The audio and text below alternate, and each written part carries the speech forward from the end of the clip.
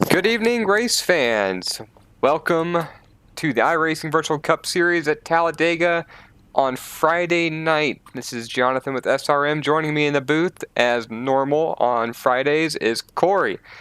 Last time Corey and I were in the booth, I believe we were at Daytona together for a superspeedway race, and all I remember was one heck of a finish. Yeah, that's the last I remember, and the last I remember seeing these drivers on track. Maybe had a couple of weeks that I missed out on watching, so hopefully you can fill me in on those. I definitely can do that. I sure can do that. I remember the crash last lap and a bunch of people 3 wide, 4 wide, people from way back coming through the field. But anyhow, Talladega, this is we're going to be here for that Racing Virtual Cup Series. This is the cutoff race for the round of 12 for these guys. Track length is going to be 2.65 miles. Track temperature is 111 degrees. Outside temperature is only 86 degrees, so big difference there from the air temperature to the track, but it's a lot of asphalt around Talladega. As the cars are rolling, we're going to go ahead and throw the grid up for you guys. Small field tonight, but I expect we'll see plenty of action. Will Barlow is going to lead the way with Jordan Sailors to his outside. That'll make up row number 1. J.D. Baker and Jordan Sailors will be in row number 2.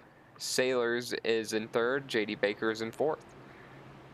Move a little bit further back to row 3, you've got Dakota Jurgensen and PJ Inkelkins. You got the Hooters number 9 and the 93 Oreo machine. Row 4 is going to be Timothy Latham and Richard Smith, who has not started rolling in that McDonald's machine. There he goes. Now he's rolling as soon as we look at him. Well, Corey, I tell you what, we've got a small field, so what I expect is going to happen is going to be similar to what happened last time at Talladega, or excuse me, at Daytona. We're going to see these drivers just single file and do their own thing for about the longest time, really. We're going to be here for a while, probably without any wrecking, and we're going to have another insane finish at the end of this. Yeah, I'd have to say you're going to be right about that. I fully expect these drivers to just take it easy and try not to decrease the size of the field any more than what it's already at. Yeah, that's going to be the big thing. Keep these guys on track. We're going to want all 8 drivers for the action here. It appears that we know what drivers are going to be advancing because there's only 8 drivers here. So I'm going to go ahead and assume it's going to be the 8 drivers that are here today. I'm not really sure where PJ Inkelkins went. Did he just disconnect on us? He may be having some connection problems there, so I'm thinking he just might have disconnected. That's unfortunate. Coming around to the green flag. Corey, the pace car is about to come down. Here you go. The start line is further out than what it would be at Daytona, and they get the green flag. Will Barlow almost thought about getting a good jump and decided better of it to allow the car behind him of Jordan Sailors to get up to the back bumper.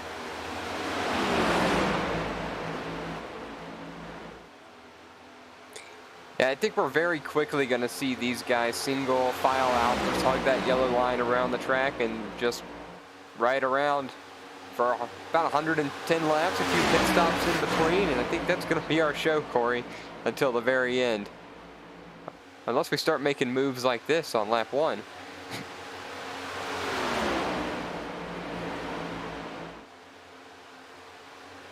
Number 9 right there, Doc Holliday, excuse me, the 88 of Doc Holliday. He just falls back in line there in 3rd. Already kind of separated the top 3. Then you got 4th through 6th behind him. Richard Smith, for some reason, on pit road. I'm not sure as to why he's on pit road already. PJ Inkelkins isn't back yet. Maybe it was a start and park situation, but I'm assuming that he had connection issues. Yeah, we got word in the pits Richard has a black flag. I'd say something from a previous week penalty. And PJ having internet connection issues. It's unfortunate that he's going to have to serve that previous race penalty now.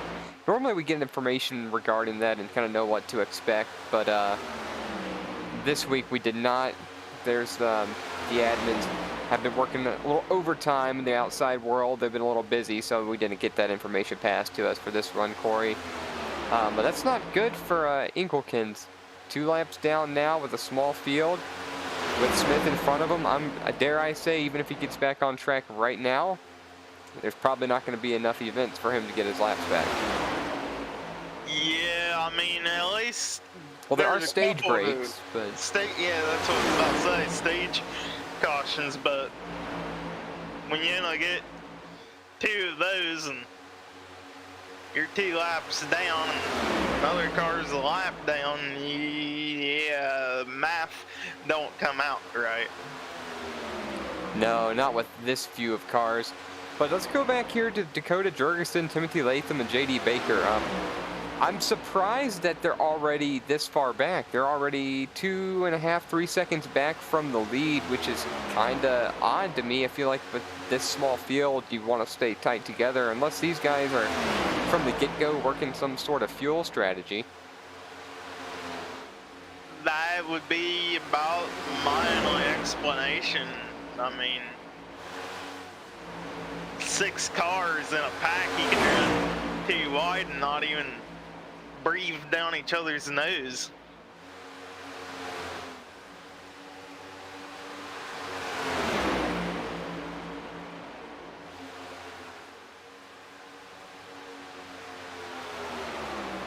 Yeah, you're not wrong about that. That's definitely a fact right there. Now the gap's about 3 seconds from the front 3 to these 3 back here. Richard Smith's, now he's out on track. I think we're showing him, what, 3 laps down? No, Richard is 1 lap down. Oh, it is 1?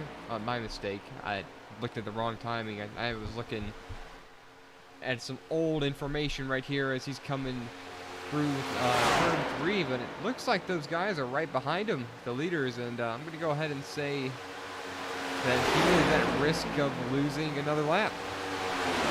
Yeah, he's by yourself, especially if how small of a field this is. Even 2 cars could do something more than 1 car.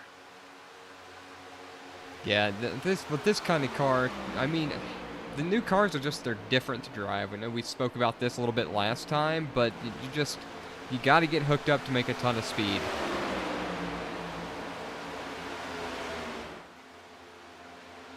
That's exactly what your 2 packs are doing. It's still amazing to me how there's 2 packs. I never would have thought 6 cars and split each other up, but yeah, somehow they manage. Yeah, I wouldn't have expected there to be 2 small packs in a field like this, and here come the leaders. They're gaining on Richard Smith in a hurry. What he needs to do, I guess, is just stay with these lead guys, and, when it's coming to that end of stage 1, he needs to try to sneak out in front of them, and get one of those laps back. I mean, for him, he's in a good seat, because no matter what happens, he's going to have at least 2 stages. If he just kind of keeps doing what he's doing, he's going to get his laps back, right? But I would try to stay in front of these guys, or get in front of them prior to the end of the stage. And then just 1 stage, he's back in the lead lap. Yeah, that would be his ideal situation, just to fall in line, catch a draft of these 3 cars in the front. And I don't think he came down soon enough. That's a rather large gap between him and the last car of the little group there. Yeah, I wish I could tell how... I wish I had timing that says how far back he is exactly from them, but unfortunately the timing software works between positions, and it's not going to give me timing from him to that 3rd place car. I'm going to say he's about 2 seconds behind him. Oh, maybe a second and a half. Well, I'm basing that on the fact that the 2nd pack is 4 1/4 back. And he's kind of like right in the middle, so I'm thinking like 2 1/4. Yeah, I could see that. Now, best course of action here would be to Get get right out in of the line way. with the second pack. Yeah, if he loses this draft, he's in trouble. I personally wouldn't have went up high, but Yeah, I would be side drafting these guys really aggressively, trying to build up some speed, and then I would turn straight left right behind him immediately, just like that. Yeah, it looks like he's going to be okay with these guys. But anyhow, I wanted to mention the stage break. The stage break for this race will be at lap 40, 80, and of course the final lap, which would be lap 125. So we've still got quite a ways to go until the end of stage number 1 here. And I don't think we're going to see much more than these guys just going 3 guys hitting one corner, 3 guys in the other corner, and some cars on a straight. And I'm guessing PJ Inkelkins just decided that once he had the unfortunate network issues, that he was just going to bow out of this one, because at 9 laps back, he's probably not going to gain any more positions on this field. yeah, well, actually, we just got word PJ Engelkins is now back in the server. 8 laps down. Gonna be 9 laps down, actually.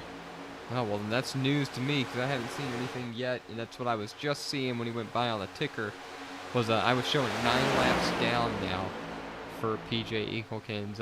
I would say it's quite the uphill battle, considering there would be 8 cars on track. But I do suppose somebody could wreck out kind of randomly, and he could gain at least 1 position.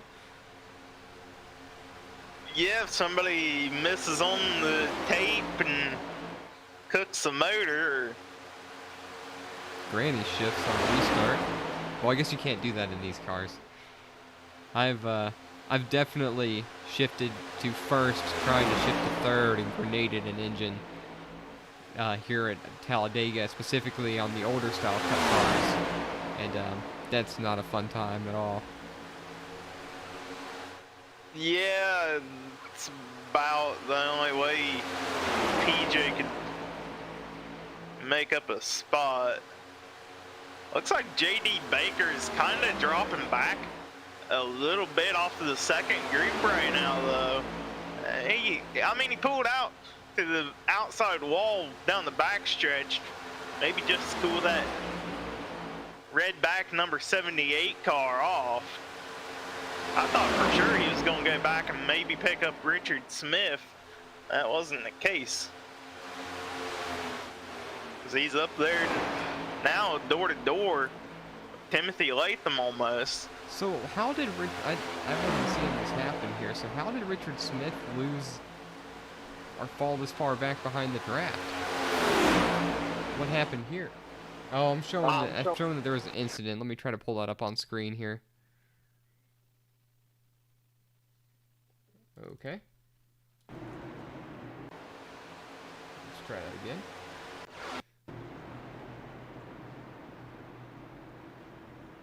Yeah, that's weird. Nope, no real incident. Just lying events. Sorry about that. Sometimes our smart overlay is a dumb overlay, and as of right there, it sure was. Let's go back up front real quick. Nothing's changed up there. Will Barlow, Sailors, Doc Holliday just riding around. PJ Inkelkins, there he is. He mentioned he was back in the room. I see his car on pit road now. I would expect to see him pull out of this pit road any moment. Yeah, the driver isn't in the car. The car is on the pit road.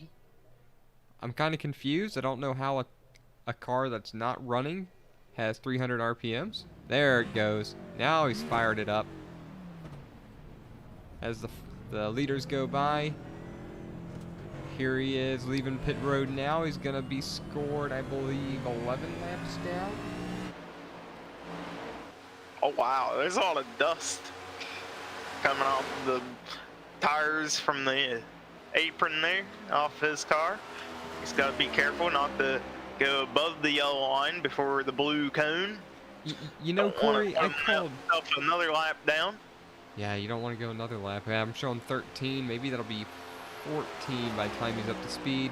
But I recalled a race the other night at Laguna Seca, and something that was really impressive to me, I guess it's to say, was the amount of sand and dust and dirt that could get on that track. And I mean, this was an IndyCar race, and when those cars went through it, the dust would fly in the air. So I mean, good on iRacing for creating that kind of mechanics. I was really impressed because it was like one car would go through, the dust would pop up into the air, and then it would be a little hazy looking into it from the camera angle to see the other drivers coming through. I really thought that was a neat feature.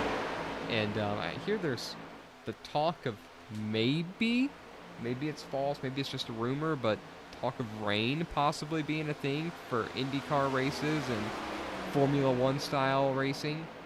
What would you think of that? Yeah, I heard about the rain possibly becoming a thing here in the next year or so. Honestly, you know, and this is iRacing. We're all gonna do it. We're all gonna try it. Talladega or gonna in the rain. Oh my goodness. Yeah, I guess this is the place to do it, is in the sim and not in real life, because we know how that's going to go in real life. Somehow these guys are going to get up to 140, 150 on these slicks, or even on that rain tire, and then all of a sudden they're going to break traction and they're over the wall. But this is the perfect place to test that theory out, is in the sim. I'd be more interested in the rain on a dirt track.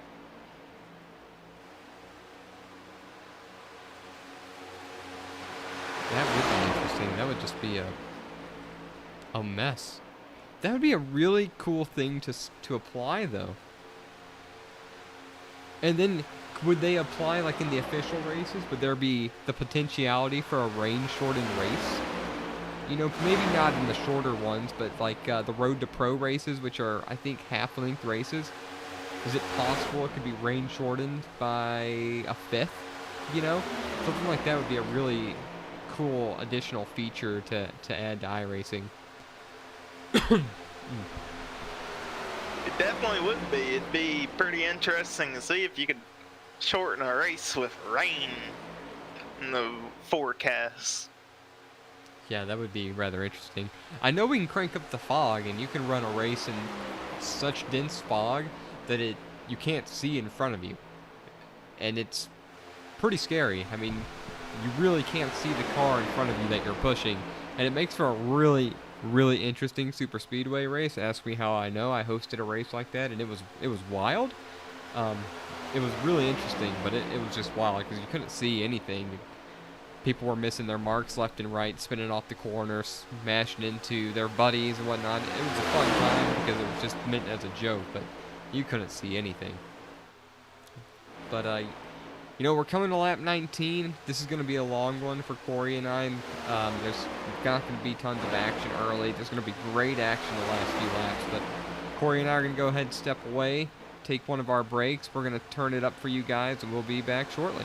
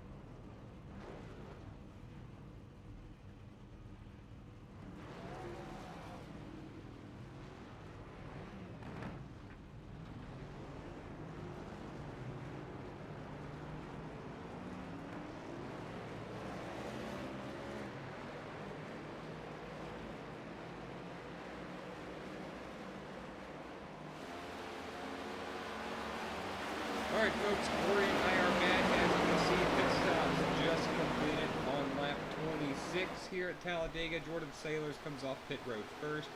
Dakota Jurgensen, Timothy Latham. I see Will Barlow also. So one of those guys from the second pack caught up, and Doc Holliday is kind of left back here by himself. 2.5 seconds back. That's not where he wants to be. Yeah, and another car that got left behind was J.D. Baker coming in, and he's going to be relegated far back.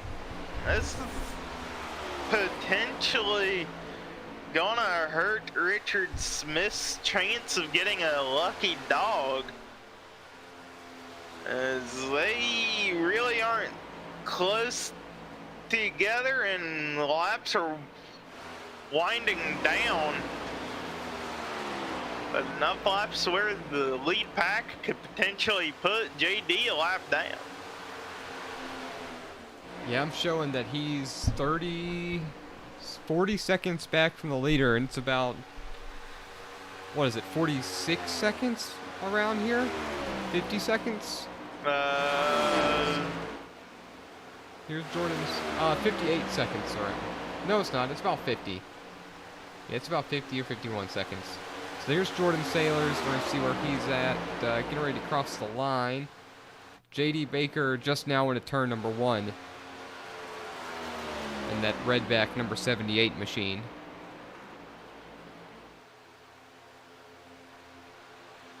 I don't think he's got enough laps, or a few enough laps. I think there's too many laps for him to stay on the lead lap. I think this pack is going to catch him.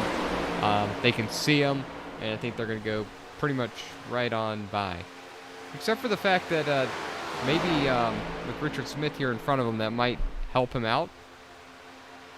Maybe with two cars, they might be able to hold off the impending lap, but this side-by-side here is not going to help either one of them. In fact, they're going to lose a lot of time doing this. They need to sort this out for the sake of J.D. Baker and just cruise. And really, Richard Smith, he doesn't need to lose another lap either. He doesn't need Baker going down, because if Baker goes down, it's harder for him to get his laps back. So both these guys, all that they can do is link up, get together, and stay in front of this pack. Yeah, and that's exactly what they're going to do. They're going to hook up with each other. And actually, we got to our top two. First and second have kind of put a little half-second gap over third and fourth. Oh, so we're going to have a little bit of that tandem-style racing now. This is going to be really interesting. In fact, I'm pretty sure that's what led to the insane finish at Daytona about a month and a week ago, I think. Probably about 6 weeks ago it was. It was this same situation. Two cars together, if I remember correctly. It was teammates versus teammates, and I think someone from way in the back won the race. No, what happened is they all wrecked, and there was multiple cars spinning, and whoever could get straight and cross the line first was who won. And then somebody from the back ended up finishing third. Yeah. Yeah, I remember us going insane for that. That was just wild. Now, right now, looking at times, I think J.D. Baker and Richard Smith are going to be pretty well safe to stay on the laps that they're on, all things considered. Yeah, they're running, since they're together, good enough lap times. They ran a 51.48 and a 51.2 respectively, and the leaders are running 49.5s.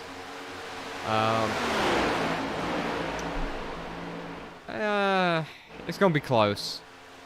I think they might be able to hold them off, but it's going to be close. So there's about 8 seconds between them right now. 7 seconds now. It's going to be really close, but we'll see what happens. I tell you what, these guys, they're not doing themselves any favors. They're not hooking up and linking up together. They're all over the track. They're not holding that bottom yellow line. And that's what these guys really need to do. Now, they might know something I don't know. But I personally, whenever I'm in a situation like this, I'm taking the shortest way around the track and hoping the guy that's with me will get right up on my bumper and just stay there. I mean, another strategy JD could do is, if he wanted to, he could purposely put himself a lap down where he's a lucky dog, and that'd keep Richard Smith out of contention for the race. That is true. He could definitely do that. I would think that's not a really friendly, good sport thing to do, but he could most definitely do that. No, it is not the most friendly of sport, but yeah, you gotta do what you gotta do, I guess, in dire situations, right? Yeah. Oh, he's back. We lost Richard Smith there for a moment, but he's still on track. Still hustling along. These guys are going to catch him, Corey. They're going to get there. Only about 4 seconds back now. They're in the same shot. And they're going to get there quick. And it's going to be a swing out and wave to your friends. Now, wouldn't it be something that we just lose the whole field right here? Well, no, because Doc Holliday is 11 seconds back. He can avoid this wreck. You're right. Unless he intentionally decided that it was for the league and he was just going to plow into him, and that was going to be that. Could you imagine? Well, we're going to have to call the race due to no vehicle being able to continue. Well, I mean, we could just get PJ back out here, and he has to get his 26 laps back now. Yeah. He is since manually disconnected. I'd say he called it quit, start, and park. As you see, our lead group, they're going around Richard. They got around Richard. They've gotten around JD. Richard's going to fall in behind the back half of the pack. I'd expect JD to do the same. Yep, JD pulls in front of Richard, actually. This might make for an interesting end to the stage here, because I'm going to go ahead and assume JD Baker's not going to lose this draft now, since he's got 4 in front, 1 behind him. I wonder if he'll try to make a move to get in front of these guys to get his lap back prior to the stage. I mean, it doesn't matter, so I guess you don't have to do anything too risky, right? But, you know, for the case of Richard Smith, I mean, he's going to want him to go up there and get his lap back. Yeah, Richard wants JD to get his lap back, but even still, 2 guaranteed yellows. He has to get a race incident yellow to get back on the lead lap. Yeah, for sure. I mean, he could. I assume everybody's going to pit on the stage end, so he could stay out and kind of off-cycle himself, but I don't know how the math would check out for that. If he would end up being on this, well, you know, he's kind of. Yeah, I'm not sure how the math would work out there, because the concern would be if when he pits off-cycle by himself, he ends up by himself, and then you're just the odd man out, and you're in trouble at that point. I mean, you can't make up 2 laps under same yellow. Anyways, No.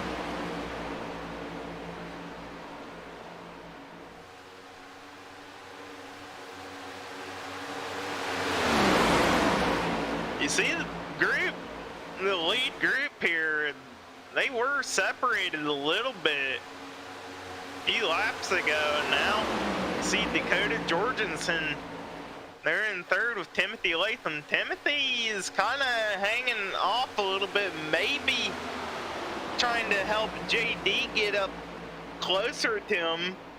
Possible strategy move here to take a stage win.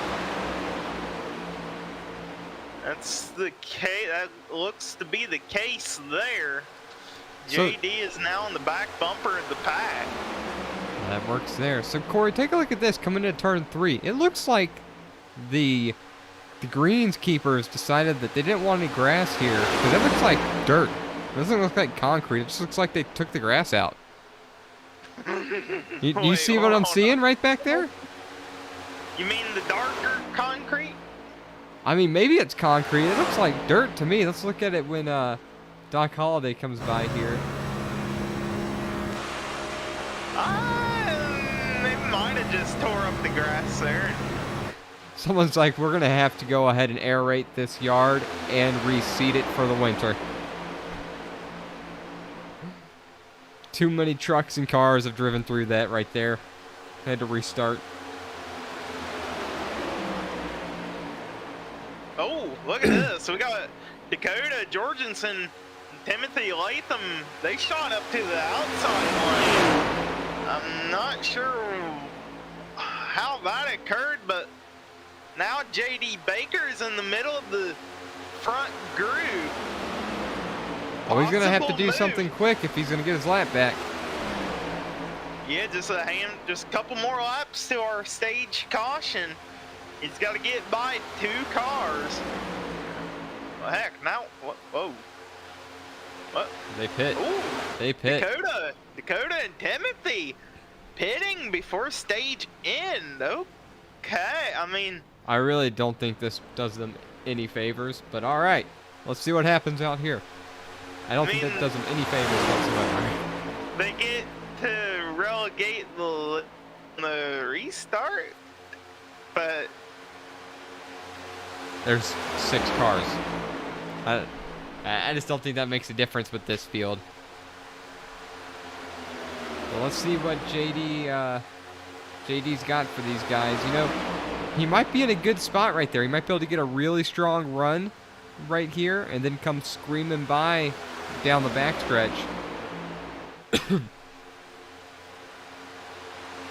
what's the matter? Does Will Barlow want to win a stage here and get an extra playoff point for the next round?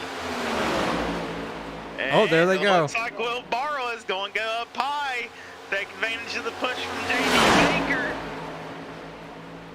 Get I around would have, Jordan if I was Taylor's- Baker, I would have gone inside the whole way because now he lost all his momentum. He's going to finish this a lap down. He's going to get the lucky dog, not a big deal, you know, considering the size of the field. But if this was a big field, I would have wanted to definitely would have worked a little harder to get that lap right there. I think it's a case of who he wants to be his best friend.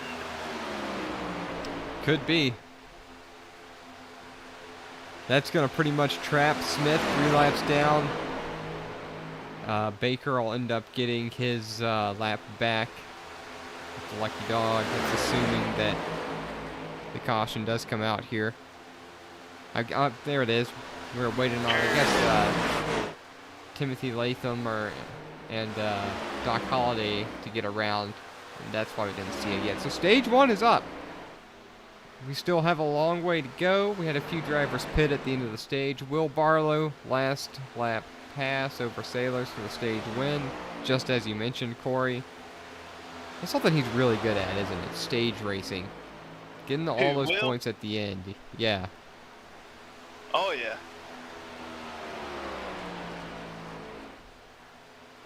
All right, these drivers are going to calm down from their extremely stressful stage 1.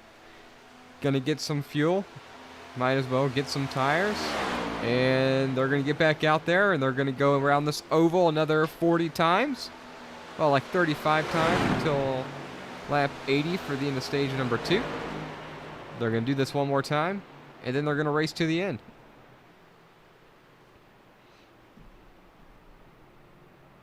Well, hold on. I don't know if Timothy and Dakota will come in this yellow. No, they may not. Well, they're still trying to catch up to the field under yellow.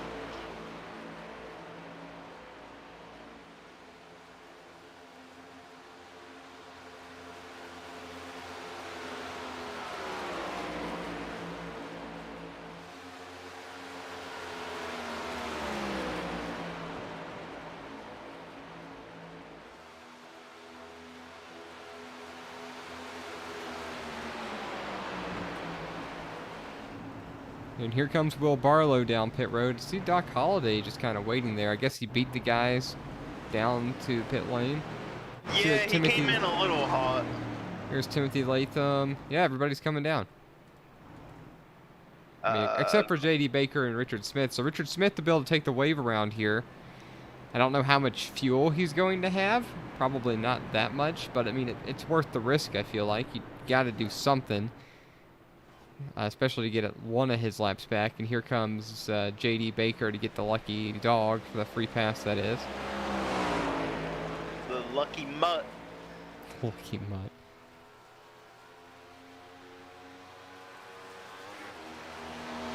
Yeah, if you're Richard Smith, I mean, I'm not saying there ain't gonna be a wreck. There could be a wreck. I mean, there is a wreck. I don't want to know what I'm the sure wreck's there gonna will be. I'm sure there will be a wreck, probably like at the line on the last lap. That's probably not going to help him out really what he needs at that point, but at some point there's going to be a wreck. I mean, you might as well take a wave around at this rate. Worst case scenario, you go back another lap down. That's true. Yeah, that's why I like what he's doing here. He's gonna take the wave, I imagine, and then come back around and we'll see what happens. I wish and Talladega can be deceiving. It'll make you think that you have enough time to get fuel on the wave, and I mean you do, sorta, but you're not gonna get back to the field when they go green. But maybe that's worth him trying to do. Take the wave. And as he's coming around, jump in there for some fuel. Because, I mean, he's going to end up being alone at some point anyway, so maybe getting the fuel early is better, and he may not get lapped as fast. But we'll see what he does here. I'm not really sure what I would do. Well, it looks like he's electing to stay out, take a wave around. Now we got 6 cars on the lead lap. JD catching up under yellow. Let's give him a shout out though for Richard Smith. He's 3 laps down in a small field, and he stayed. That's character, don't you think? I definitely have driven in a lot of leagues where someone ends up 3 laps down and they're like, all right, I'm out, I'm done. I can't win. But he's still here. I like that. Yeah, I probably would have left when I went 3 laps down as well, but kudos to Richard Smith. He's hanging in there. He's hoping and praying. I mean, anything can happen. That's true. Just anything can happen. Let's see if he tries it. Tries to put fuel in this thing real quick. This is what I like to call a hot pit. Yeah, I mean, I would even come down here and try to get, like, no tires, 4 seconds worth of fuel, and try to catch back up. Doesn't look like it's going to be the case. No. I wonder how many laps worth of fuel that he's got. Last pitted, lap 23. Can't be that much.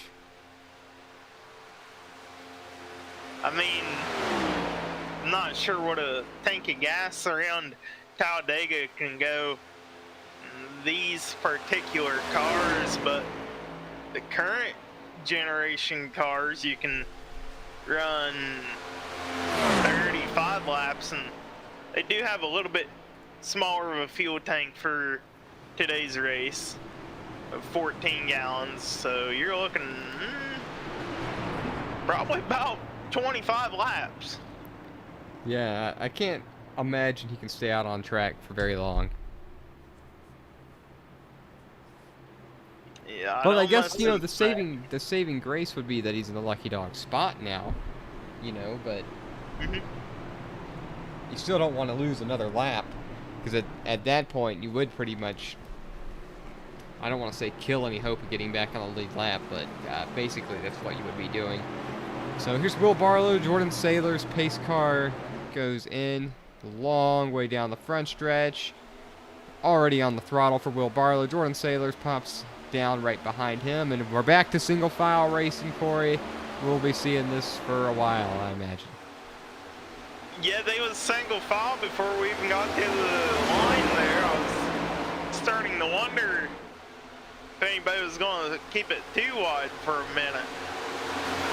No, it's not really worth the risk. It's not worth the risk, Curly. Well, I take that back. Here comes Doc Holliday trying to do something to the side of Dakota Jurgensen here. Man, he's going really far out there trying to make a pass. He's just too far out there by himself. He's just going to fall back here to the back. And again, why do we keep seeing Richard Smith fall so far back? This is an open setup race, if I'm correct. Maybe just didn't click on the setup enough to where his car can't keep up in the draft. Yeah, that's possible too.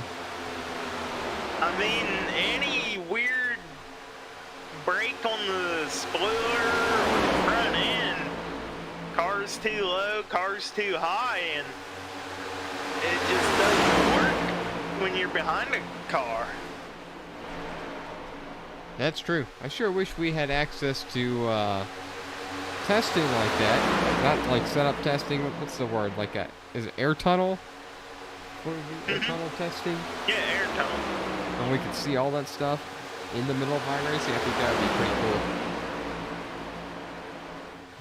If that was a thing.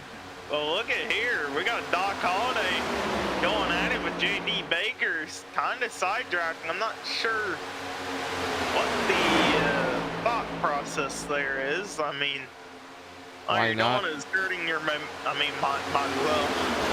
But you're just hurting your momentum at the same time. Yeah, it was like, oh, I gotta do something different. Straight lines get a little boring. I mean, at least he's putting on a show. That's all I like to see. Come on, Doc. You can do it. So we're not even towards halfway yet. We've got 6 cars in the lead lap. One's 2 laps down.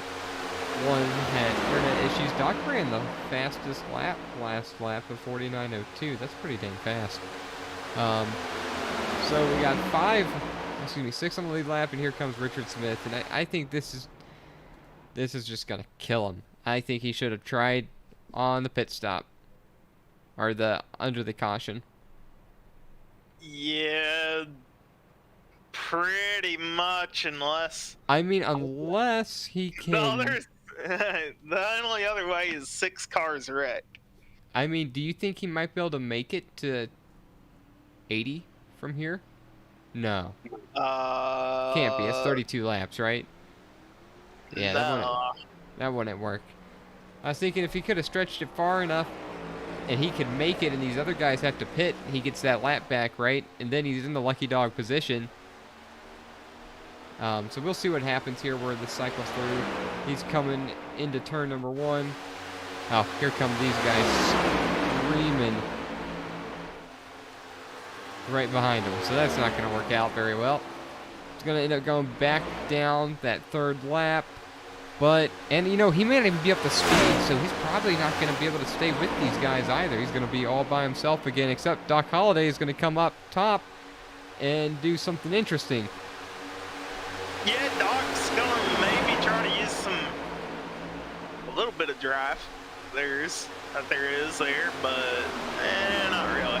Yeah, Richard needs to turn down right. He needed to turn down a lot sooner than that. With 6 cars in front of him, maybe where he's at, maybe he won't lose in here. Let's kind of see. I'll just go on board with him, see what he sees. I think he's gonna be okay right here. No, that's just a little too far back. I already know. Yeah, I think he's losing it. I'm a little concerned with his lower RPMs. Look at these guys: 87, 85. Well, that's because they're all in a draft and getting more pull out of the motor. Yeah, it just seems abnormally low comparatively to everybody else, though. But I mean, you're right. They're going faster in the draft, and now he's back by his lonesome all over again, and probably destined to stay right around 2 to 3 laps down at this rate. Now I'm liking what I see out of Doc Holliday. He's at least trying to make a move and get the outside lane working for him, but nobody wants to go up there. Come on, somebody go with Doc Holliday up top.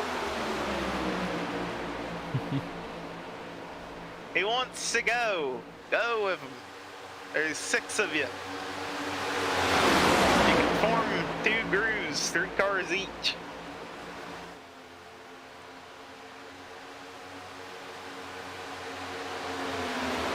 So we are about less than 30 to go to our second stage. Will Barlow's been in command for pretty much the entire race. Jordan led a few there after pit stops and then got passed by Will, and JD went to try to get his lap back earlier on.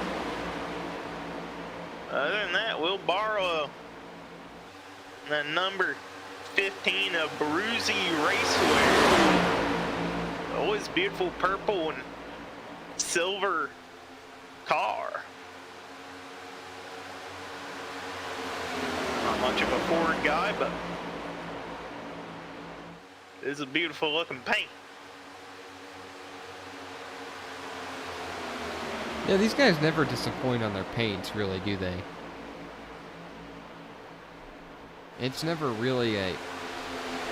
Yeah, I never ever anticipate there to be a bad paint scheme here. I mean, this is a early in the season, it was a well put together league, but you know, football season, summer kind of coming to an end, school's back into session, people are getting a little bit busier with their work life, so the numbers are dwindling, and of course we're in the playoffs, numbers always dwindle for leagues. But it's a well put together league, and everybody always has a pretty interesting paint scheme, and you never miss that purple machine that Will Barlow has. Nor do you ever miss the Rays Energy machine back here too.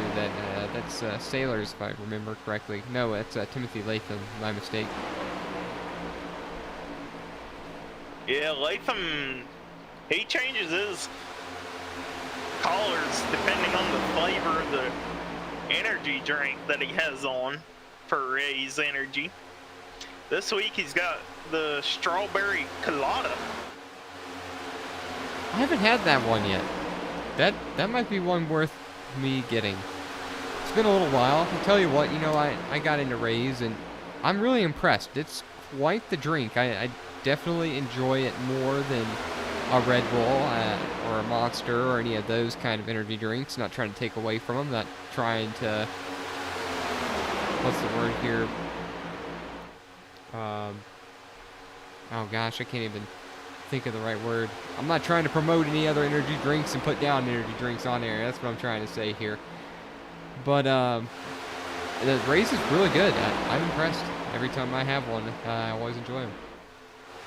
Yeah, the strawberry colada sounds pretty good on me. I mean, depending. You can always spicing up that strawberry colada a little bit. I'll leave the viewers up to decide on that one. Yeah, for sure. Well, we're coming to lap 56, Corey. We're going to go ahead and turn this thing up again. Let's take ourselves our second break. I don't expect anything too dramatic to happen other than single file racing, but I mean, we never know. Something might happen, so we'll keep an eye on it. We'll be right back, and we're going to turn it up for you guys.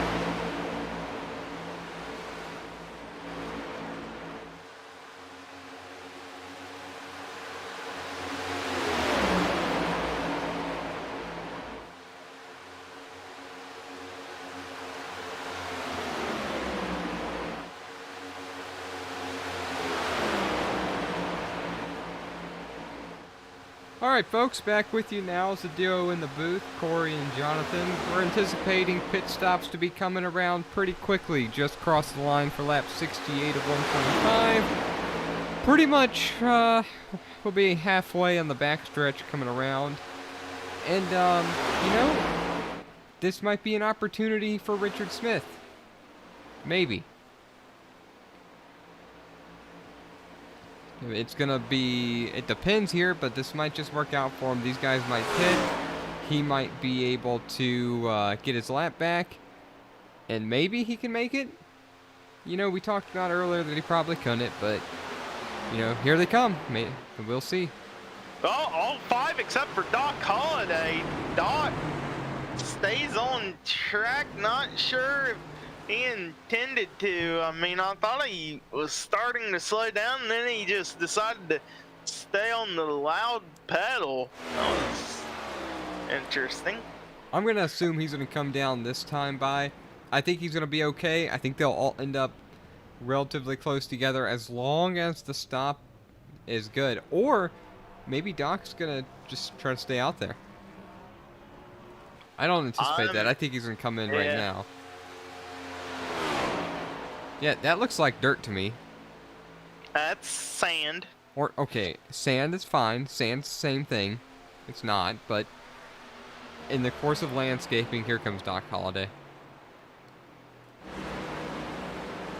Oh, man, yeah, he's going to give up time to these guys all together.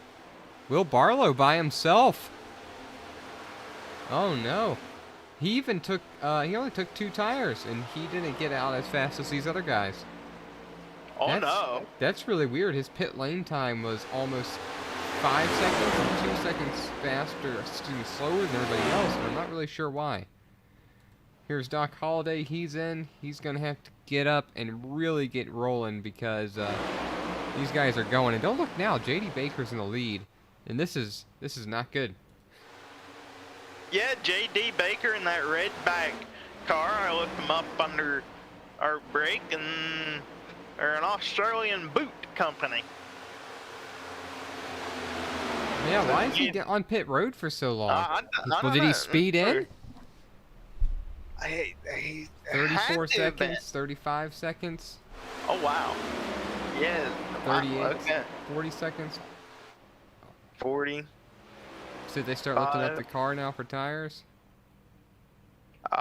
We're at 50. This is a lap. And he's gone. Must have been. 52. Wow. I got to go back and look at his entry there. Yeah, that must have been speeding. Let me see if I can't find it here too. I mean, he got down to 55 at the line. I mean, okay, he had it at 58. Yeah, he had it at 58 at one point down pit road. That would probably do it. It wasn't that he sped in coming into the pits, it was the fact that he sped midway down the pits. Going 58 mile an hour, NASCAR will not take a liking to that one. Yeah, that's unfortunate for him. Oh, he's out there by himself too. Well, I mean, it ain't all so bad. I mean, well, he is still in front of him right now, actually. And they did separate the 2 groups, top 2 and 3 and 4. This is exactly how we've seen the last stage come together. Although this time the second group's catching up. I was hoping to see Doc Holliday stay in the way here. Sorry, Corey, my mistake. Go ahead. Yeah, I was hoping that too. I think we're gonna see a race for a stage this time around. We got 4 cars all right there under a blanket. Ooh, Timothy Latham coming down pit road. I wonder if he had a 3-lap penalty there. Yeah. So Doc's going to stay with the group. He's not going to get passed by. He's doing 189. In front of him, they're doing 192. And they're not too much slower. Now he's up in the 190s. Wow, interesting turn of events there. Was it a stop and go, or did he just get fuel? Yeah, I mean, he stopped. I don't think he stopped long enough for any gas. He might have got a little bit of gas. Here comes Richard Smith. I think it was just a stop and go for Timothy Latham. So that relegates 3 cars in the lead group. Doc Holliday on the outside of Dakota Jorgensen trying to pass him, which may not be the best case of action here for Doc Holliday, as these two are going to lose the top 2 draft. They want to, if Doc wants back on the lead lap, he's going to have to draft Dakota and push him closer to the front. Yeah, I'm not sure why that's happening like that. Have you heard anything in driver chat? No. Huh, that's odd. Whoa! That was almost close. Like, what? That was... You know what? We're gonna let these guys do them, Corey. We're gonna let them do them. So we're just gonna watch from right here. Somebody's gonna wreck, aren't they? I mean, there's some drivers that wouldn't mind that happening. PJ, get back in the car.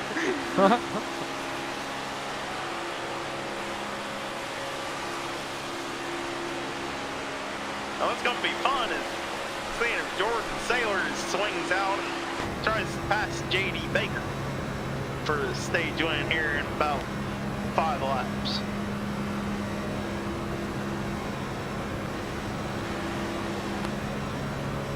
As Doc Holliday and Dakota Jorgensen, those two have yapped each other. They're still finishing the draft of each other at the same time.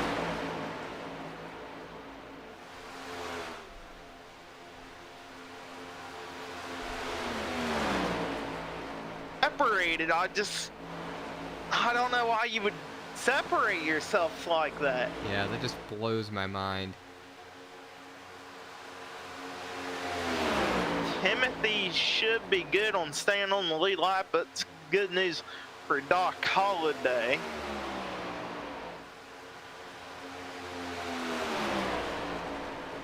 I mean, unless Timothy just doesn't have enough speed to outrun 2-car Tango. I would imagine not. He's doing 185 right now. Doc Holliday's, well, actually, Doc Holliday's doing 186. Between 185 and 186. Because those two guys aren't really hooked up, you know, that's probably not that bad off. I mean, you figure Timothy's 40 seconds behind the leader right now. Well, he should be all right. He can afford to lose about a second, about 4 seconds every lap from here on to the stage. Yeah, coming to lap 78 here. Have a few laps left till the end of stage number 2, and it's going to be J.D. Baker and Jordan Sailors battling for the stage points at the end of this one. I just don't think the height, I mean, even by yourself, with another car by themselves, I don't know if the high side will work. I think Jordan may have to get a run on J.D. Baker and force J.D. to go up high to make a pass. I'm just not, unless you got enough tape on the front end of your car to run by yourself up high. The inside's obviously a shorter way around, so J.D. would have an advantage by being on the inside.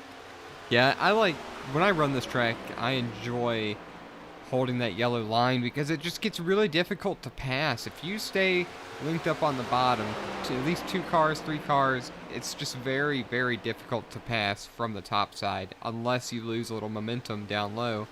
Which in a situation like this is probably not likely because there's only 2 cars here. And if Jordan's gonna do anything, it's got to be now. That's true. Now or never.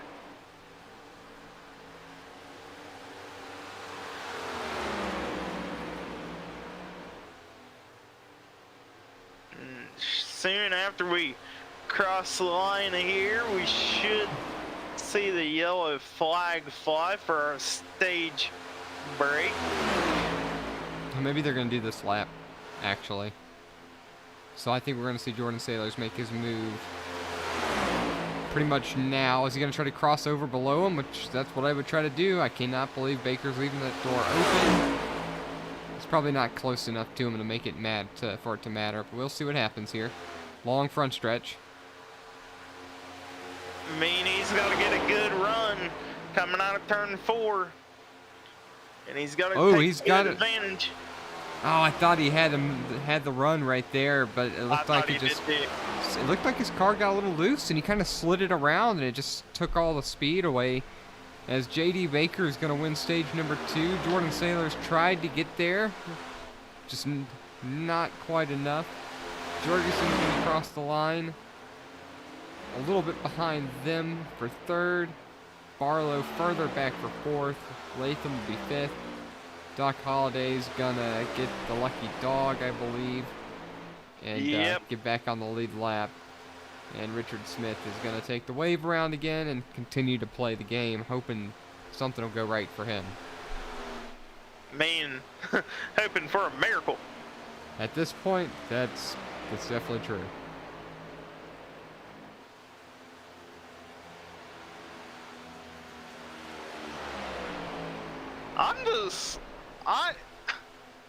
I had to believe Timothy had a stop and go there. It was just too early to do a short pit, and I mean, he did it the last stage anyways, and still went in. Yeah.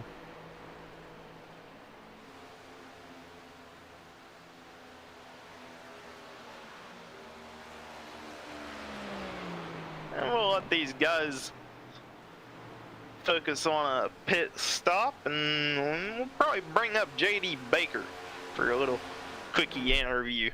Yeah, why not? I mean, he was a lap down, won the stage, get his thoughts. It's not a bad idea. Get some thoughts out of him before our final 45 laps. 40. Some.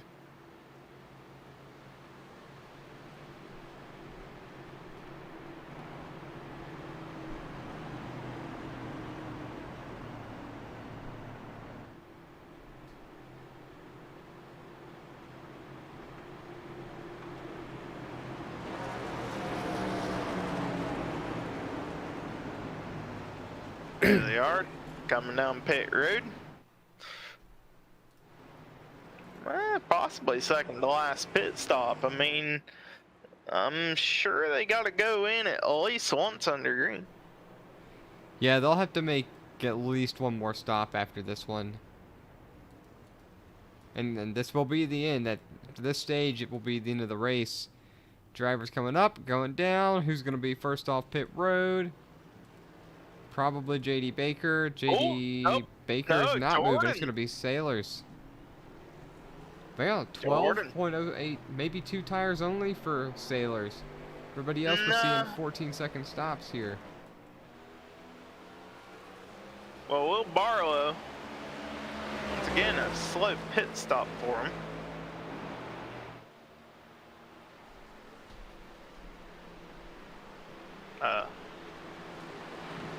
Oh, he might be. Yeah, okay. Well, let's bring up JD Baker to the booth. Get a word with him. Hey, JD, you got a copy on me? Got you. Well, the stage win there, and I mean, short field here. How's your race so far? Yeah, it's going all right. Got a speeding penalty earlier on. Kind of got back on the lead lap here. Been unfortunate. We got a small turnout tonight, but making the best of it. See what we can get here. Yeah, you got any thoughts on how you're gonna possibly come out of here with a win tonight? I don't know right now, man. Trying to figure that out myself. It might just be everybody for themselves here at the end. Who knows? Yeah, I expect you to go at least 3 wide, 2 rows deep. No doubt. No doubt. Hopefully it stays clean till the end there, and we'll get a good, nice finish. Yeah, well, I mean, so far doing good. Good luck out there. Good luck for the rest of the race. Appreciate it, buddy. Take care. There you have it. That's your stage winner of stage number 2, JD Baker. Oh, he's coming back in pit road. Oh, he's topping off. They're all topping off. Ah. I don't know if they can make it, though. That's still 42 laps. They ain't gonna make it. I mean, unless they were gonna be 1 lap short, even with a green flag pit stop. That's possible. Maybe this is to make sure it's only a 1 lap race or a 1 stop race. Although, for Jordan to stay out,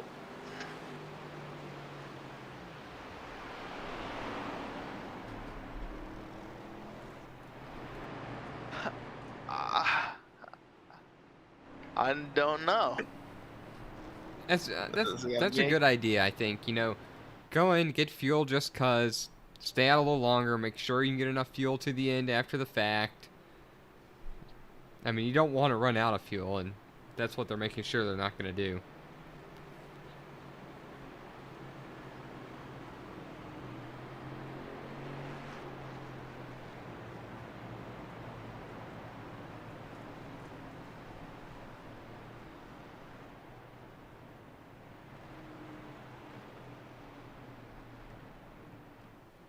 Oh, excuse me. Yeah, it's about the only thing I can see is making sure it's only gonna turn into a 1 pit stop race to the end. Better safe than sorry, I guess. Pace car lights are off. We're fixing to go back green. Have all 6 of our drivers on the lead lap, except for Richard Smith, who is 4 laps down still. I'm going to go ahead and say he's going to finish in 7th.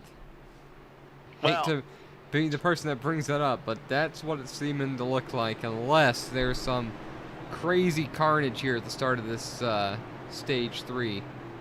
yeah, and interesting thing here, Yeah, look at this. I suppose if everybody goes down with 1 to green,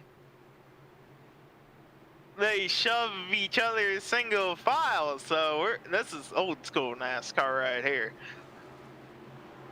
No passing before the line. Here we go. Jordan Saylor's on the loud pedal.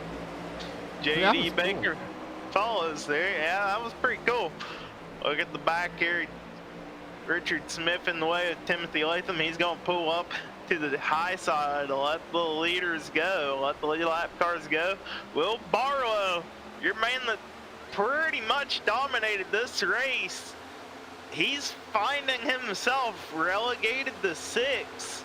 He's going to have to pull off some miracle moves. Maybe with how aggressive Doc Holliday's been, they'll form up a second line. It looks like there's a second line forming up here. Doc Holliday up top of Jordan Saylor's. Oh my God, something's gonna happen.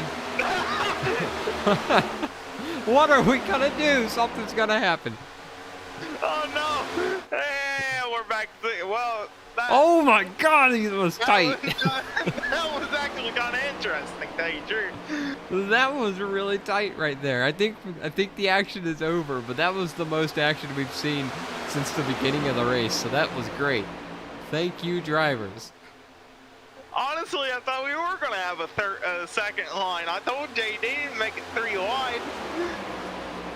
He thought about it. It's like, maybe not. Well, I mean, it ain't it. We could go 3 wide for the finish, and that's all we need, right? Yes. Well, you know, I think this is part of Jordan's strategy. He knew he didn't pit, so he needs to get in the draft to save a little bit of gas here. So it made sense for Jordan to pop out to the outside and drop back behind the group. Save that fuel that he didn't get. That 1 extra lap of gas.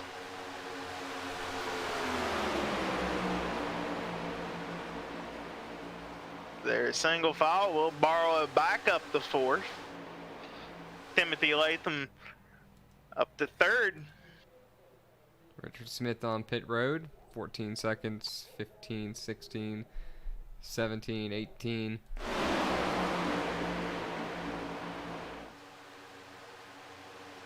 And disconnect. Ah, bummer. Well, now there is only 6 cars on track, and all 6 of them are on the lead lap. It's who's who of who wants to be your best friend right now. Our Who's best your- friend is 3 wide right now. Oh, well, I don't know, man. Well, here, let's see. We got Jordan is by himself in terms of teams. Dakota Jorgensen and Timothy Latham, they are teammates. JD Baker and Will Barlow, they're teammates. Doc Holliday is technically the teammate to Jordan Saylor. So you got 3 teams, 2 drivers apiece. Put that as you want to see it. And we may see some action at the end of this series. 2-car tangos of teammates. I am predicting Daytona. All over again. That, or we could just say teammates aren't a thing and all man for themselves. 6 man enter, 1 man leave. Welcome to the Thunderdome, boys. That's what it's got to be. Well, I mean, the interesting thing here is, I mean, Jordan and Doc are teammates, and they're bumper to bumper. JD has Dakota and Timothy who are teammates between him and his teammate Will Barlow. So we're going to see some teammate work. It's going to be between Dakota and Timothy, I can guarantee it.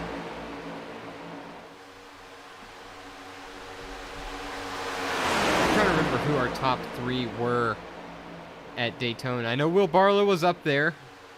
I think Timothy was up. Timothy was one of the ones involved in your wreck at the end of the race. Yeah, I think Timothy was 2nd. And I think, I don't... Was it JD Baker? No, JD wasn't there. JD was up there, but I think he got wrecked before the last lap wreck. That's right. I think I mean, it was Brian Mabry who we're missing tonight. And I think it was Justin Boyles who we're also missing tonight.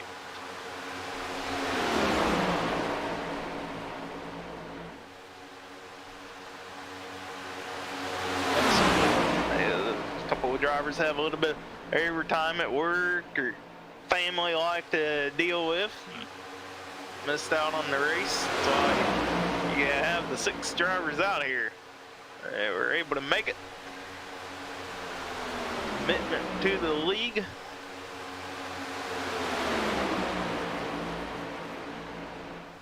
We're getting down Ooh, to the boy. wire. Oh boy, we got some movement.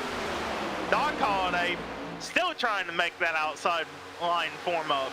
I've got the draft. I got the ghost draft out here. He better be careful about doing that. If he don't get back in line soon enough, he'll lose the draft. He's good right now. We're seeing movement. I think he's done a good job staying with it and not backing away. You know, I mean, he's just looking for stuff out there. Well, I mean, you know, if you don't try, you didn't go for it.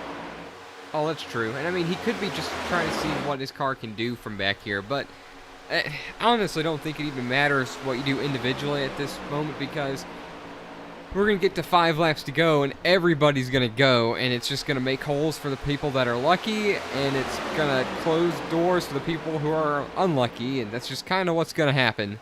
And then somebody's going to hit somebody, and a bunch of cars are going to be spinning. Or 6 cars are going to be spinning. Well, I mean, 6 is a bunch for a 6-car field. Oh, for sure, yes.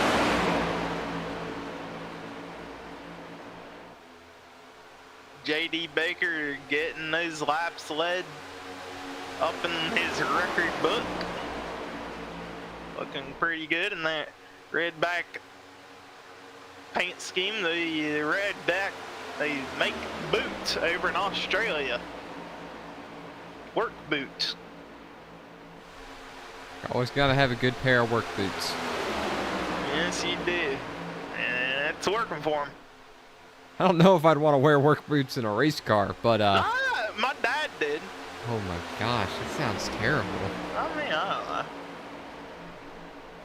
I don't know if that's something that I would want to try. Probably not. And you got Dakota Jorgensen with the A-Shock Hooters car. Trying to mimic Chase Elliott paint scheme there a little bit. I kind of like it. With the number slid up just a hair forward than what you're used to. The little owl on the side. Looking at the wall.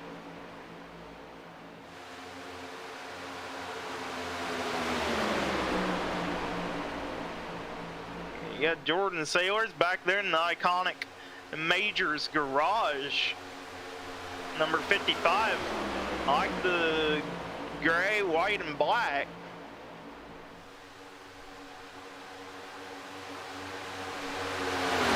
Obviously, you got Doc Holiday rounding out the field here. And the kingsofracing.com. Number 88. That thing is... it's sharp looking, to say the least. Yeah, that is a really pretty paint scheme. I always enjoy, like I mentioned earlier, I enjoy looking at the paint schemes that these guys have. Let's try to get a better look here. Get it from the front there. Wow, just kudos to iRacing and the graphics here. This looks really, really good. Seems to get better with every single update. I've got a solid PC, but I'm starting to feel like I need to get a better PC just so I can see how much more I can push on these graphics. I mean, this looks pretty good right here as is, but kind of want to see how crisp I can get it. Oh, it's real crisp on my end. I don't doubt it. Well, I mean, we're getting about lap 97. We went green around, what, 85-ish? So, green flag pit stops. Probably 103? 103, 105 range. That'll probably make or break what's going to happen. I bet we're going to lose at least one car in this pack on the green flag pit stops. Yeah, it's going to be a money stop, that's for sure. And when they all come in, you do not want to get yourself caught speeding. You don't want to slide through your box. you want to have the pin perfect pit stop, and if you don't, well, I don't think we're gonna have a yellow. I don't think we're gonna have a yellow either. Except on the last lap, we will have a yellow.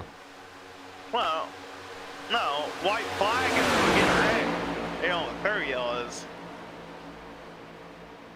We'll just have a wreck that whoever gets unlucky can. Well, you're right. on by. You're right. What I mean is we're gonna have a wreck. We're not gonna have a yellow, but something's gonna happen on the last lap, is what I'm thinking. Or something's gonna happen when all these guys try to dive down for the pit stop. You know, always people trying to take the same real estate at the same time, and it doesn't work out. Well, I mean, for a pit stop, the game is try to get out with your teammate, and it's gonna be tandem drafting all over again. They're back to the late 2010 era. Or whenever that was, 2008, 2009, 10, somewhere around there. I thought the tandem drafting was really something interesting. I really did. The other interesting thing about back then, I'm pretty sure you could pick a couple of drivers to talk to while racing instead of going through your spotter. Yeah, you can set up private channels. Yeah, kind of like what we have here on iRacing, but in real life. I always thought that was pretty cool how they could talk to each other. Like you'd get Jeff Gordon talking with Jimmy Johnson or whoever, and you'd have Dale Earnhardt talking with Jeff Burton. I'm trying to remember when they changed, they took the radios away. It was sometime in the tandem draft era. Because I remember a Talladega race, which was the 3-wide finish. Jimmy Johnson managed to win. It was, I'm pretty sure it was Junior, Gordon, and Johnson. So it was Johnson, Junior, Gordon, I think is how they finished. Mark Martin was pushing Jeff Gordon. And I remember Mark Martin said, I'll work with you, but only if I'm in front. And Jeff Gordon's spotter said, it's too late to switch. Take where you're at. Because they no longer had the communication between the drivers anymore.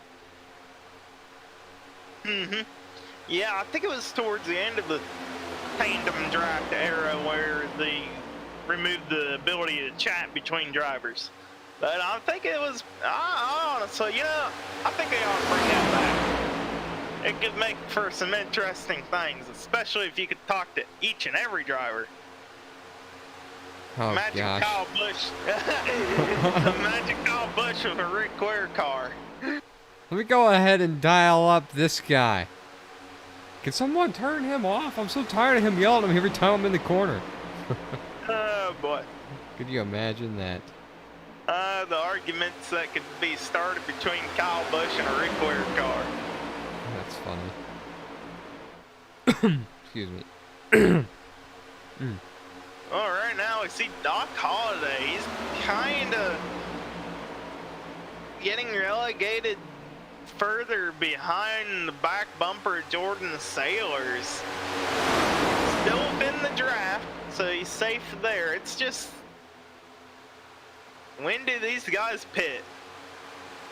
And do they pit as teammates? Do they pit alone? Here we go. J.D. Baker will Barlow teammates. Jordan Sailors will leave his teammate Doc Holliday on track.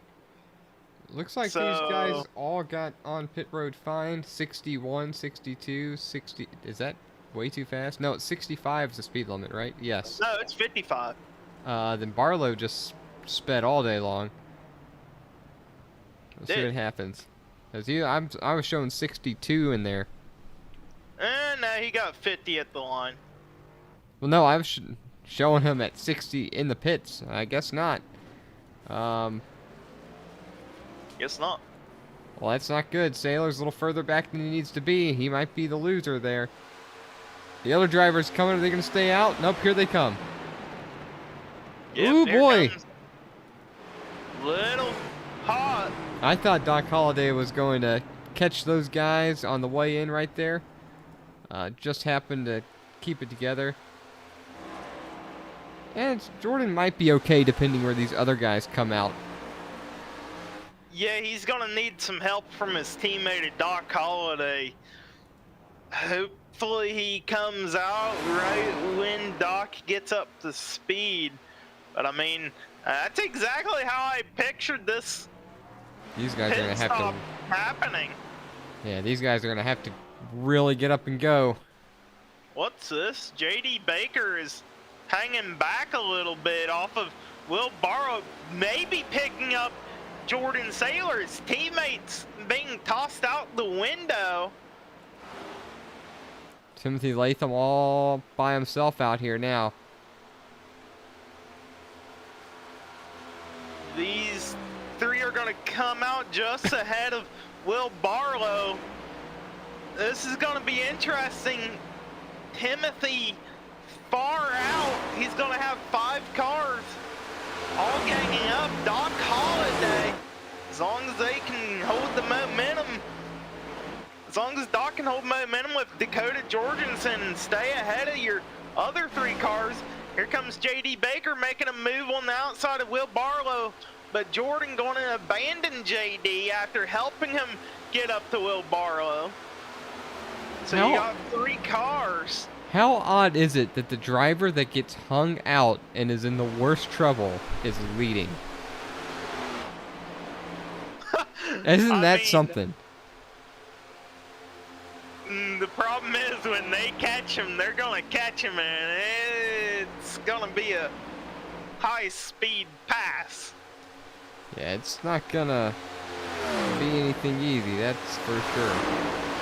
The problem here is Dakota and Timothy, they are teammates. I think this is going to come down to teammates as we are coming to 20 to go. Hang in tight, folks, as this race just isn't over, and I don't think the action, I think the action is going to get better. Yeah, now we're gonna have 20 laps of something worth talking about. Well, And we're not hating, and I'm not trying to hate on the drivers, but I mean they just had to sit around and ride around, you know, and survive because of the amount of cars. Oh my God! We got some passing going on. The 3 cars on the outside of the 2-car pack. Doc almost went up in front of him, but didn't do it. Jordan clear to go down and maybe help his teammate, or will he stay with the 2? With JD Baker and Will Barlow? They're going to get by Timothy Latham, Doc Holliday in the draft of Latham. Timothy Dakota did it. Jorgensen. I was gonna say Timothy did a really good job at not just getting passed up. He broke that draft up enough that he's gonna stay in it. So we're gonna have all these drivers here for the end of this thing.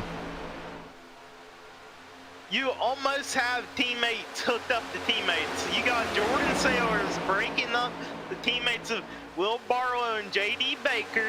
And you got Doc Holliday, Dakota Jorgensen, and Timothy Latham at the back. Oh, what is going on here? What happened to Doc?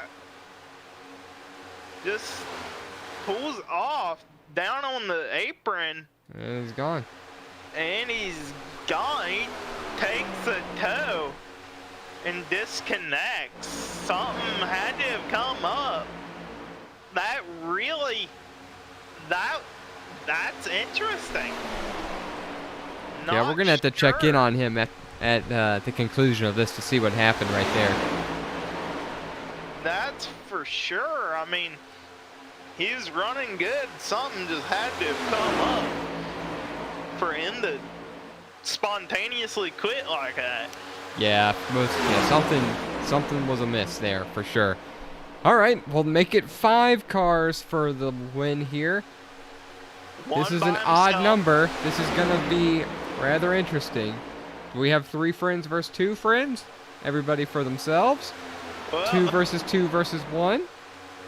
It's you got Will Barlow and JD Baker, they're teammates, but they got Jordan Sailors in between them.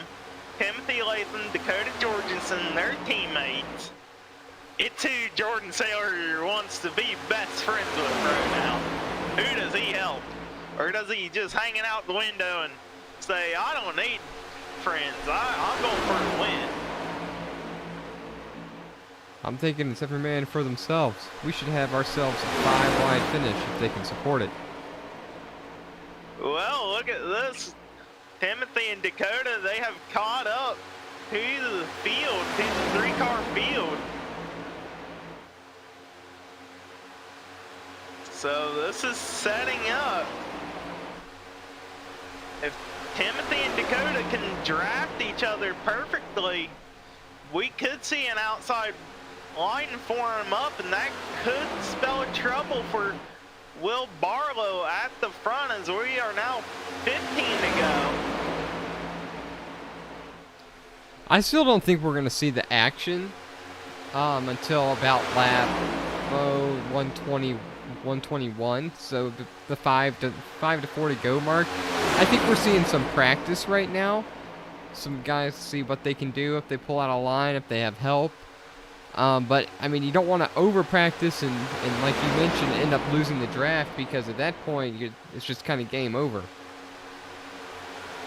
But you see, Jordan, he is real aggressive on the shoves of Will Barlow, getting the wheel a little loose.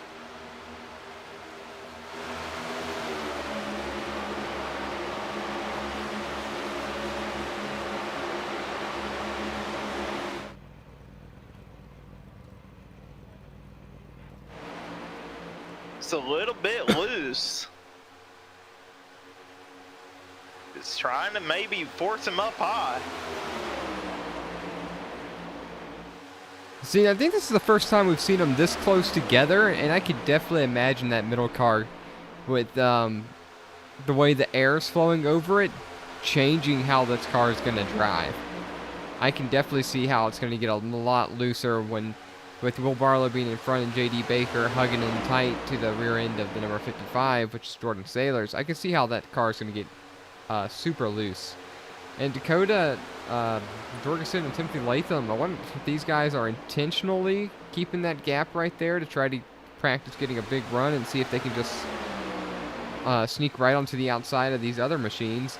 And something I noticed, the sun's orientation in the sky has changed a little bit. Starting to see some different reflections off these cars than we saw before. I don't know, it depends on what settings these guys are running in, but they may or may not be getting the sun in their eyes with a little bit of a glare coming into the corners here. Yeah, I'm getting a little bit of glare myself when I rotate my camera enough. I've definitely been caught off guard before going into a corner with so there's a multiplier in iRacing, and Corey, I know you're familiar with this. You can multiply how fast the sun moves. Well, it moved the moment I was about to turn into the corner, and I went from not being blind to being blind, and by God, I missed my marks and almost slammed it into the wall. But something that iRacing does a good job at is that's a feature, that's something that happens in real life, and they're trying their best to integrate it into the sim world as well. Yeah, and it's a real good job, and sometimes I wish I had a tinted windshield.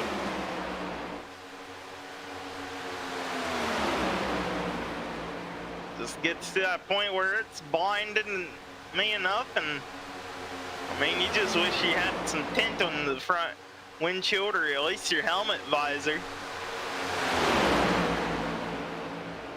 That's what these drivers may be thinking right now, heading into a certain corner.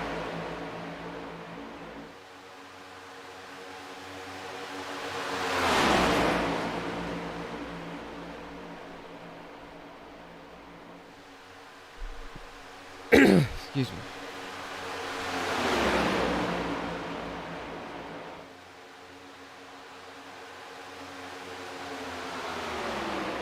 We're coming down. We're getting close to.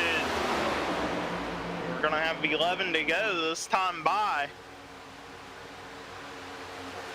Getting closer and closer to the end of the race. Make your picks right now. Who's gonna take the victory? Out of your 5 drivers, Will Barlow out in the lead. Jordan Sailors right behind him. J.D. Baker third. Dakota Jorgensen 4th and Timothy Latham 5th. And you're in with 5 cars on the track.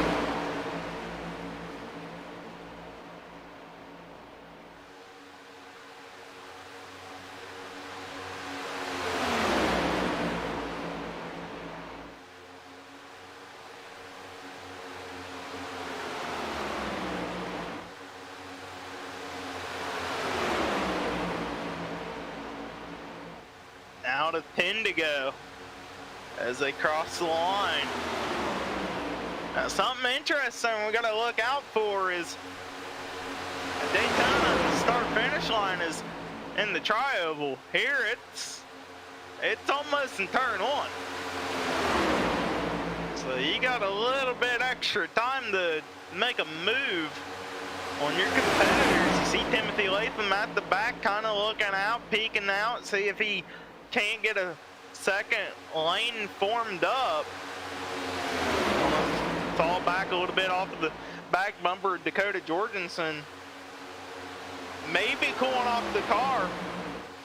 Something interesting about here is the car's a little overheat if you push too hard on the back bumper of another one, and I've had that happen. Where you just push so hard and it raises the oil temp and kaboom she goes.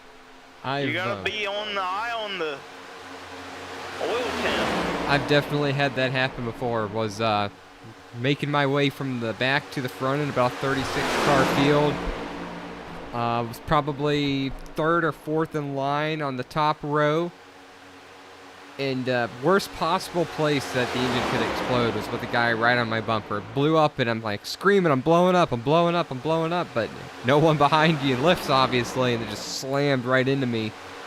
Fortunately, it didn't cause a huge incident. I was able to get out of the way, but it messed up some cars for sure. And it ruined my race with like 4 to go. I went from the back to top 10 and may have had a shot at it if I could have made it to the white flag, and just didn't really work out. We're going to see what happens here at these guys. I don't think they're close enough right now for anything like that to happen, but I imagine it only takes 1 or 2 laps, depending on how much tape they're running, like you mentioned, if they're up close to each other. Yeah, my strategy would be make sure your car is cool enough, and the white flag, you just have your teammate back off a little bit on the throttle, drag the brake a little bit maybe, and you just push them. That's what me and a person did the other day in a race in the old gen cars. I had him back out of the throttle on the back straightaway for the entire race just so I could push him. And coming to 4 to go, my car started overheating. I created a bubble, and white flag, I just went no bars out and pushed him. My temp was at the point where she wanted to blow up. All you need to do is get to that finish line. If it wants to blow up, it's gonna blow up after the checkered flag. And that's where it's okay. Starting to see a little bit of movement here. Maybe we'll start seeing Dakota Jorgensen and Timothy Latham make a move. I mean, I think it's a little earlier than I would expect, but I'm seeing those two guys poke out a little bit, maybe trying to see if they can get a bit of a run here. I mean, we're 6 to go now. We'll be 5 to go next time by, and I think that's when we're going to start seeing things really heat up. But, you know, if I remember, I think Daytona went all the way down to 2 to go before the craziness happened, and our conversation level was just the way it is right now. We're just kind of talking about the top 6 and who was in it, and we went from level 1, 2 to holy cow, we're heroes all of a sudden, and I feel that same thing kind of brewing right here. Yeah, here's what I would do if I was Dakota Jorgensen. I would get a little bit of a bubble on JD Baker, and you just got to time it perfectly where Timothy is able to just shove you. I mean, shove. Timothy has got to be on the back bumper of Dakota Jorgensen the entire last lap. Oh, for sure. Yeah, where they all are right now, I wouldn't count anybody out for this was the white flag lap. And we're coming to lap 4 to go. And still nothing crazy yet, but I mean, we know it's coming. It's got to be coming at any moment now. Something's going to change. These guys have been calm and collected all night. Now we're seeing some moves. Looks like a little bit of a block there on JD Baker. You got to be careful when you do that. You give up the bottom, and now look who they brought right back to the bumper of them, Dakota Jurgensen and Timothy Latham. But you got to be careful opening that bottom lane up, because somebody's just going to stick their nose in there, and you're going to get forced outside, and your night will be over in a hurry. Yeah, I think Dakota's eyeballing it, trying to see exactly the bubble he needs for the white flag. Timothy Latham right where he needs to be, just about. He needs to get a little closer for the white flag when we do get there. See, they close up. Timothy gets up closer to Dakota this time, coming out of turn 4. Just playing around, see what kind of bubble they need to be to get the shove. Dakota may have to back off the throttle a little bit. Jordan Saylor's all by himself in terms of teammates. Just split up the teammate of Will Barlow and JD Baker. Dakota and Timothy, they're teammates. They could slingshot around these three. It's just a matter of how well they do. Here we go. You see Dakota, he's going up top. He's going to bring Timothy with him.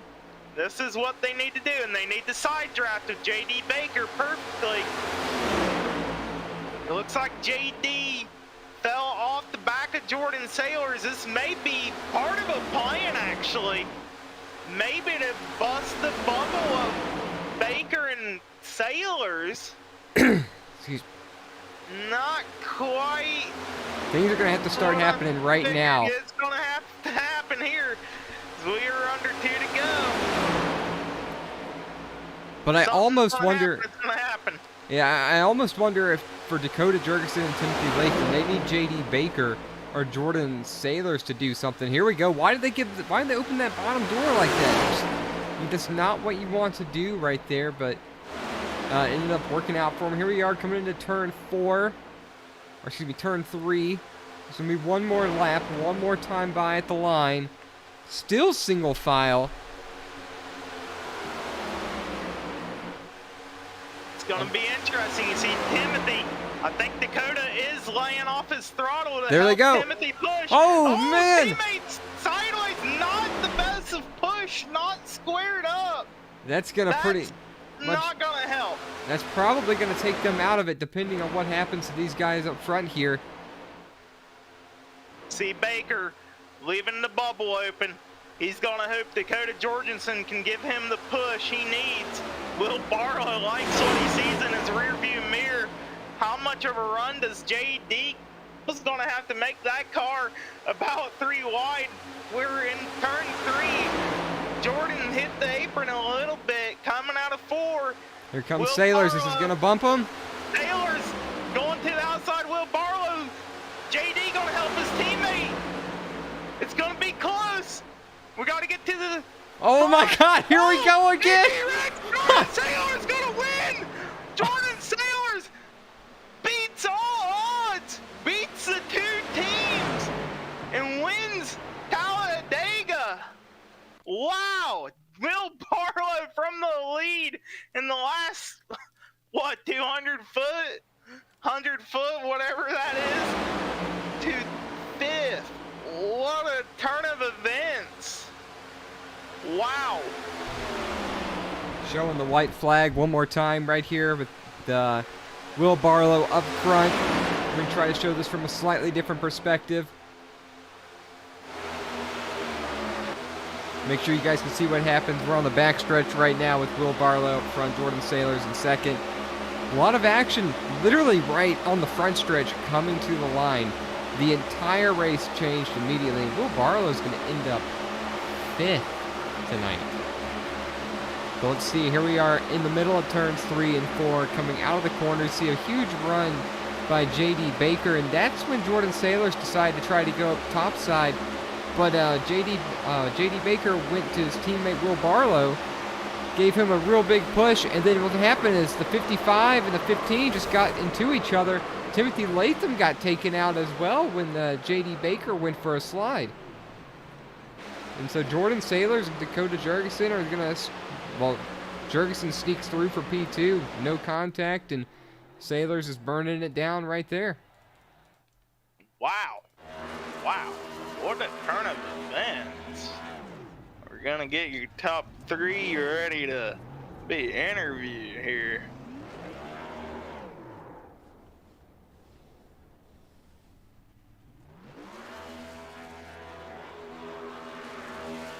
I mean, that was just turn of events, man. Wow. Let's see if we can't find our third place driver climbing out of his car. Down on pit road here, and here we are. We found Timothy Latham. Hey, Timothy, you got a copy on us? I sure do. Well, I mean, probably not the way you figured the last lap to go, but you got third. Yeah, I mean, making the best out of a bad situation there, for sure. You know, I was pushing Dakota, and I was trying to get him past JD there, and got him a little sideways. Great save on his part coming to the line for the white flag. And I just had a huge run coming off of 4, and I saw all those guys, you know, beating and banging off each other coming to the line. And, you know, congrats to Jordan, man. He did really good all night. You know, he was out front. I think there's a little bit of redemption after he got packet lost after Vegas last week. So congrats to him, and good job for Dakota getting second as well. But I had fun tonight. Yep, not the biggest of fields I've seen, but I mean, hey, you got to take it as you get. You got any sponsors you'd like to thank tonight? Yeah, just as always, thank Rep Sports Rays, G-Pop, you know, all those guys for you know, letting me run their logos on the car. And I paint these cars every week, and you know, I try to make them look as good as possible.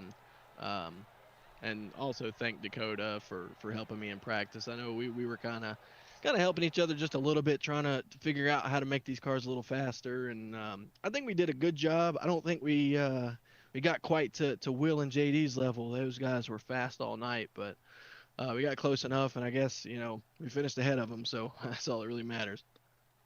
Yeah, that's pretty much what you got to do, John. You got anything you'd like to ask Timothy there? No, Corey, I mean, you touched everything. Just crazy last lap to the race. You know, I tell you what, you know, Timothy, that last pit stop, I thought it was funny how you came out in front, but the person who I thought that was in the worst situation was you. You came out like 3 seconds in front of everybody.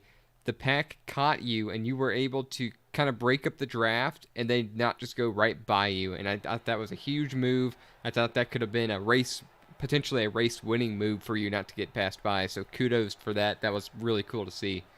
Yeah, that was definitely difficult to keep them, you know, from getting so far away from me like that, for sure. Yeah, I think it was a good move. But anyway, then, Timothy, I hope you enjoy your night. Congratulations, P3, on a crazy ending. I hope you enjoy your weekend, and we'll talk to you next time. All right, appreciate it.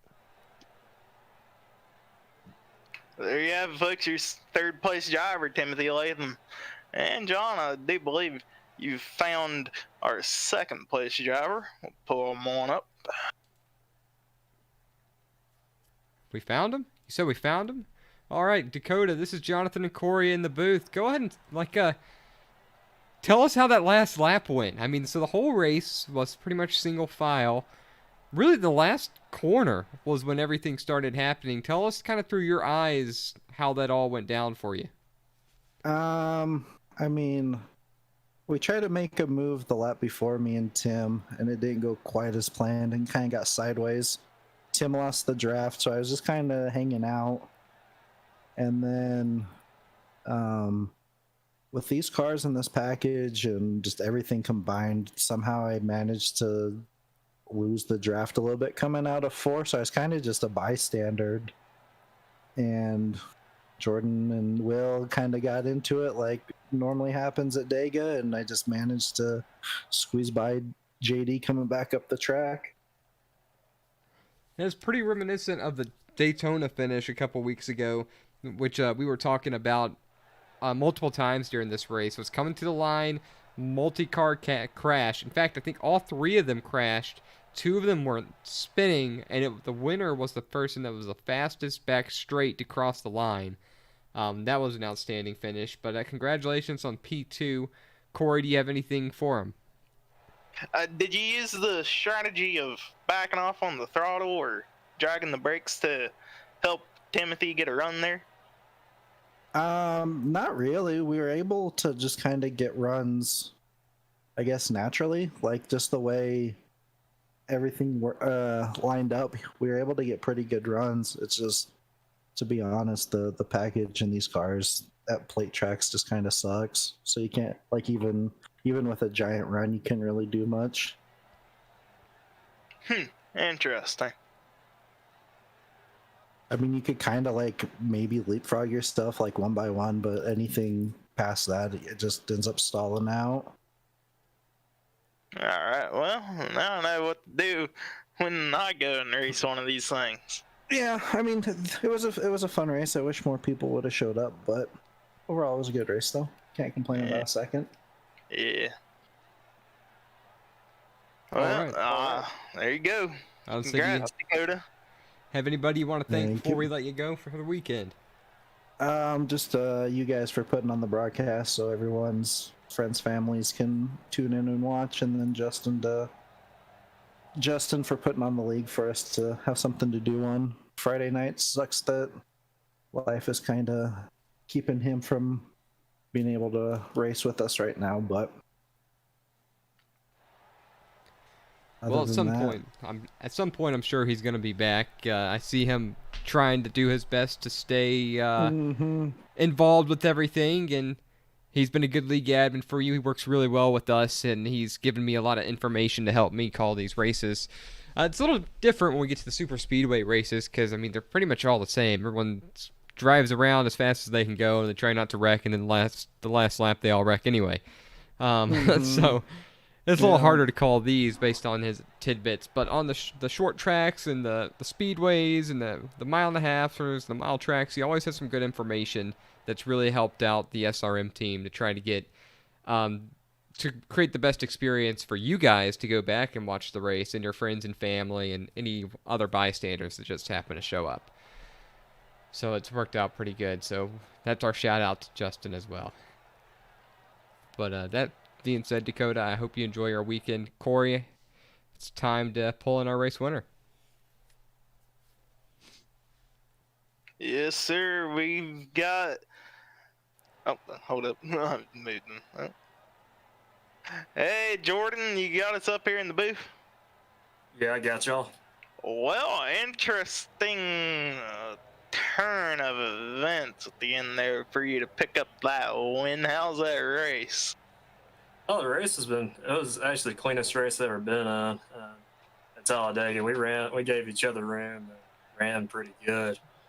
It's just, I hated there what I had to do there at the end. I was trying to get some side drafts, and me and Will just met in the middle, and that ended his bid for a win. But, I mean, I felt sorry for that, but we run good tonight.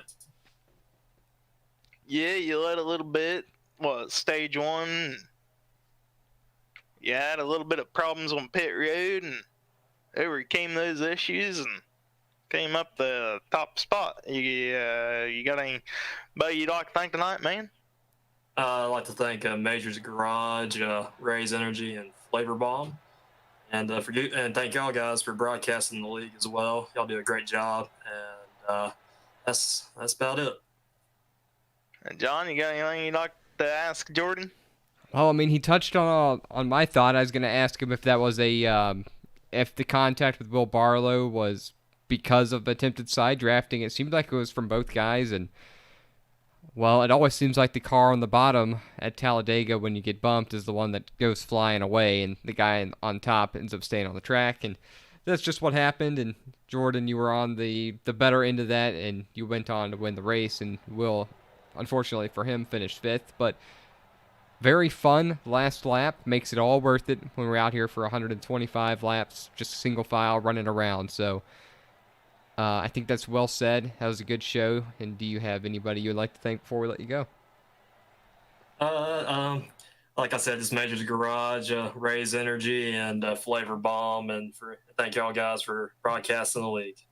Yeah, I totally did that twice. I listened to Corey do it. I listened to you say it. Just at the end of these things, I do so many now. I get so used to just saying that at the end. My bad.